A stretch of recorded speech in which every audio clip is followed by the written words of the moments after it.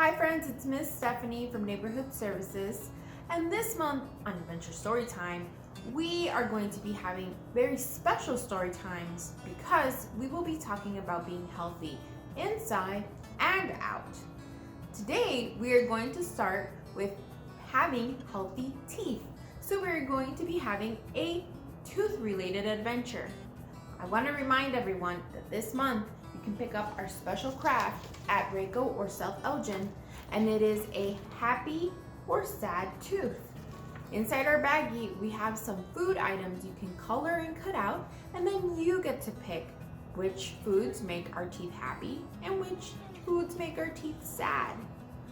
Today, we are also going to be making this special little craft, which you can pick up items to make today after story time at Reiko or South Elgin. It's a little special pocket you can put your tooth in.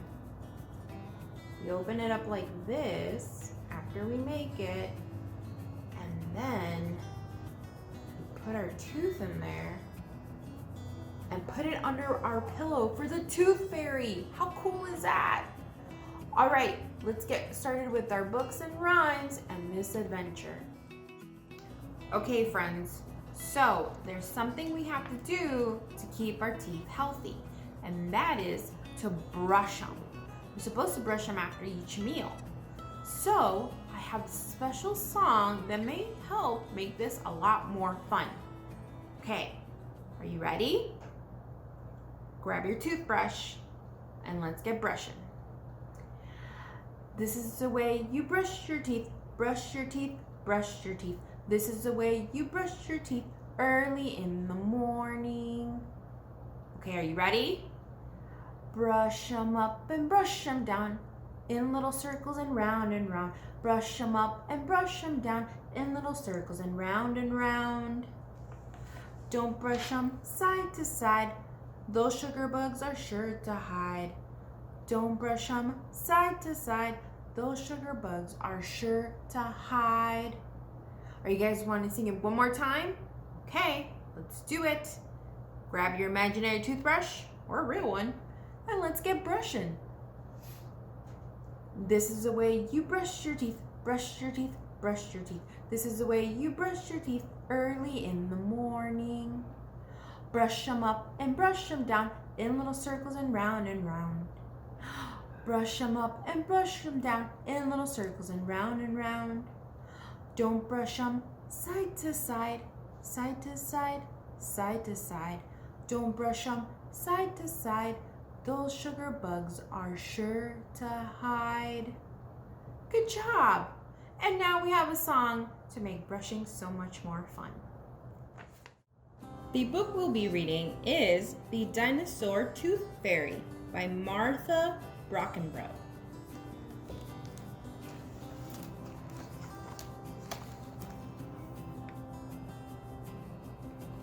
Inside the Museum of Truly Old Things, past the food court, the woolly mammoths, and the wheel exhibit, the last dinosaur tooth fairy polishes her collection of fangs.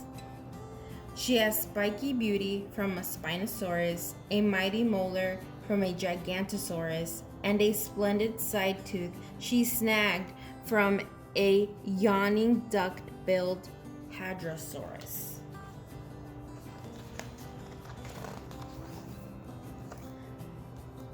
Those were good days for Dinosaur Tooth Fairy. The world was hot, the teeth were huge, and the tiny Dinies made her happy.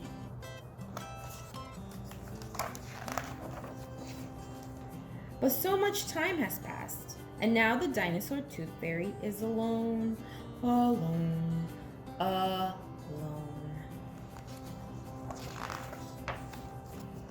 She knows just what she needs to feel better.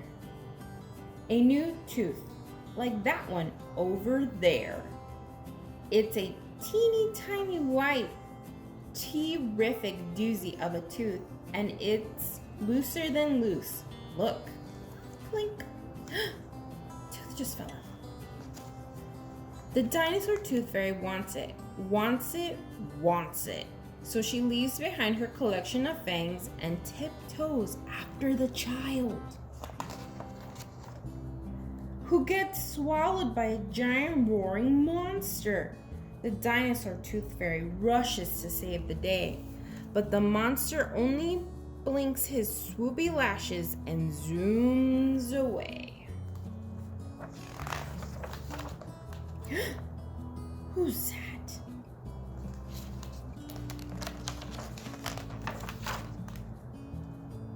She hangs tight until the last stop and coughs, and whoosh, out pops the child.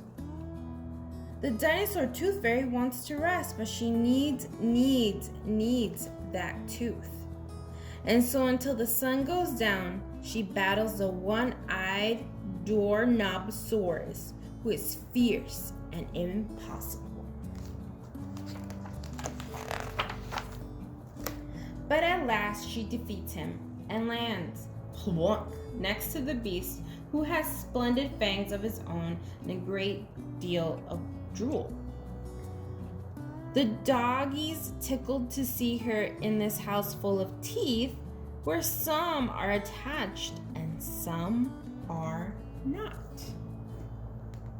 Those are the ones that are not. Yet there's still just the one thing she wants, and it's nowhere to be found. She tries one last spot, but the tooth isn't in the shirt cave. Nor is it with the small furry mammal. It definitely is not with the parrot, who is rude, and that is all there is to say. Tooth parrot. And now the sun is rising, and she doesn't have what she wants. And this is terrible.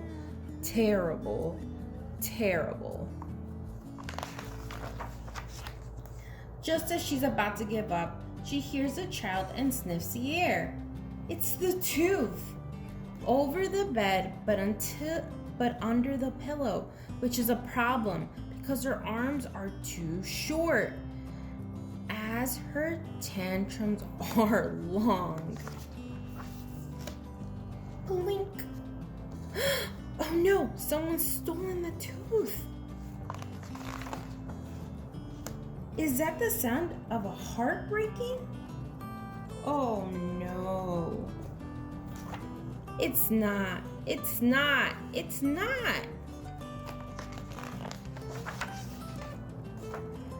Plink, plink. It's the sound of two new friends who found the teeth of their dreams. And something else they love even more. The dinosaur tooth fairy and the tooth fairy work together to each get their own tooth. Well, that was so sweet. Look at all the prizes she got under her pillow. Friends, the tooth fairy needs our help. She's lost a tooth. We have 1, 2, 3, 4, 5 pillows here that the tooth could be under. We have a red pillow, a purple pillow, a black pillow, a striped pillow, and a dotted pillow. Let's say a special rhyme to try to help the tooth fairy find her tooth. Tooth fairy, look and see. Can you find the tooth for me? Is it under? Let's try the red pillow. Ready? 1, 2, 3. No tooth there. It's okay, tooth fairy, don't get sad. We still have 1, 2, 3, 4 pillows to try. All right, let's say our rhyme. Tooth fairy, look and see. Can you find the tooth for me? Is it under? Let's try the purple pillow. Ready? 1, 2, 3. Ugh, nothing under the purple pillow. It's okay, Tooth Fairy. Don't be sad. We still have 1, 2, 3 pillows to try. It has to be under one of these. Okay, let's say our rhyme. Tooth Fairy, look and see. Can you find the tooth for me? Is it under the black pillow? Ready? 1, 2, 3. Nothing behind the black pillow. It's okay, Tooth Fairy. We still have, let's count with her, 1 and 2 pillows left. Okay, let's see. Tooth Fairy, look and see. Can you find the tooth for me? Is it under the striped pillow? I have a good feeling about this one. All right, let's count down. 1, 2, 3. Oh no. No tooth. It's okay, Tooth Fairy. We have one more pillow. Let's throw some dust, sparkly dust on there and see.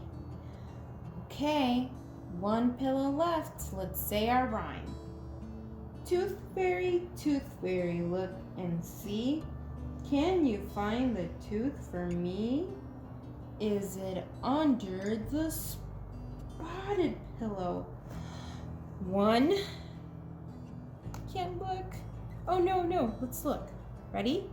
1, 2, 3. There's your tooth. Oh, she's so happy. Just in time. She has her tooth, and it's time for her to go finish her job. Our next book is called Alan's Big Scary Teeth by Jarvis. Alan came from a long line of very scary alligators. He was known throughout the jungle for his scaring. It was what he did best. Alan would start each day polishing his scales, sharpening his nails, and brushing each of his big, scary teeth for at least 10 minutes at a time. That's really good. And after practicing his frightening faces in the mirror, he'd sneak into the jungle for his morning round of scaring. Alan went snap, snap, and grr, grr. He said things like, I'm a big, scary Alan. Fear my razor-sharp teeth. He made the frogs leap off of their lily pads, the monkeys tumble from the trees, and the parrots screech in terrible terror. Snap, snap, grr, eek, ah! Bah, wah, ha, ha, ha. I love being scary, said Alan. After a long day of scaring the jungle animals, Alan would head back home to the swamp, relax and finish the crossword in the Jungle Times, and take out his false teeth. Nobody knew about Alan's false teeth. Good night, teeth. Sweet dreams, my scary snappers, Alan would say as he put them away carefully in his super secret hiding place. One morning, Barry the Beaver was up early collecting wood and came across the dozing Alan. Terrified that Alan might wake up and gobble him whole, he quickly dived behind a bush. Phew, that was close, thought Barry, just as a set of false teeth fell out of a bush with a very familiar snap, snap. When Alan awoke, his teeth were gone. My teeth, where are my teeth? What could he do? Maybe no one would notice? Could he still be scary without them? He decided to head into the jungle as usual. He made the frogs leap off their lily pads, the monkeys tumble from the trees, and the parrots screech. With laughter, Alan just wasn't very scary without his teeth. Snap, snap, you. Ha ha ha ha ha.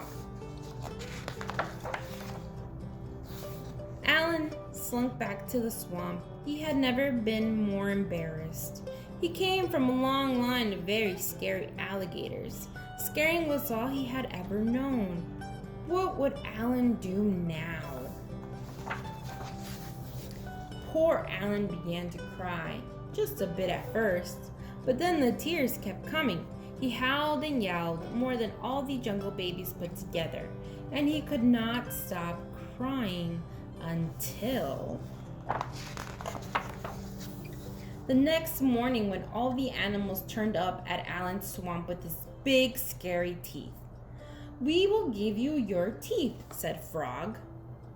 "Really?" said Alan. "On one condition," said Parrot. "You have to stop scaring us." "But what will I do? I don't know how to do anything else."